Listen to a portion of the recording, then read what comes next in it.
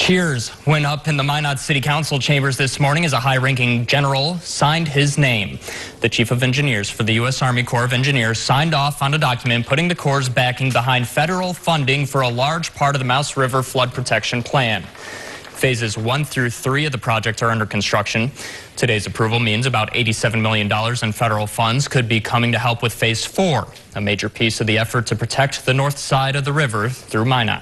But when I sign the chief's report, I've signed the authorization. The next thing is working with Congress to be able to fight for the funding to be able to get this construction to start. It's about getting the plan in place for all 8 phases and getting a timeline to get the work done.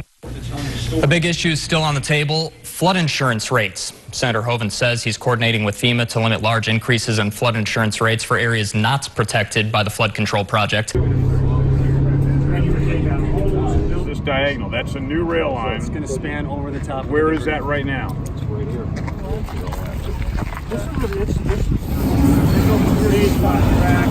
used to be a break point. Leaders with the Army Corps of Engineers think the FM diversion project could be completed in 6 years. They're in Fargo, joined by Senator John Hoeven, and they met today with the Diversion Board Authority earlier. The Corps remains positive the project is ready to be built. As of now, the biggest obstacle left is getting state funding.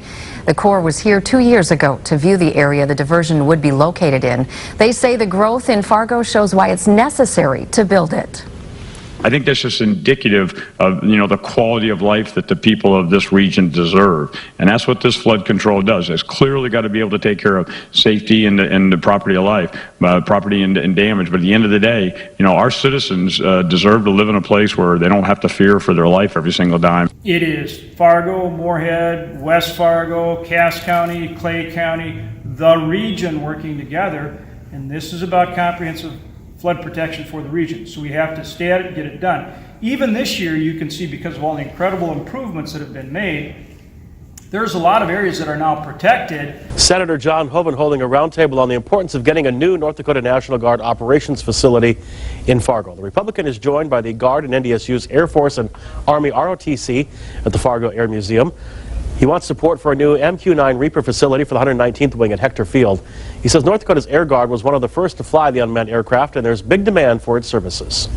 And we want that in the 21 budget, so the 2021 budget, so that we have the facility built and fully equipped and operational here in Fargo within 4 years.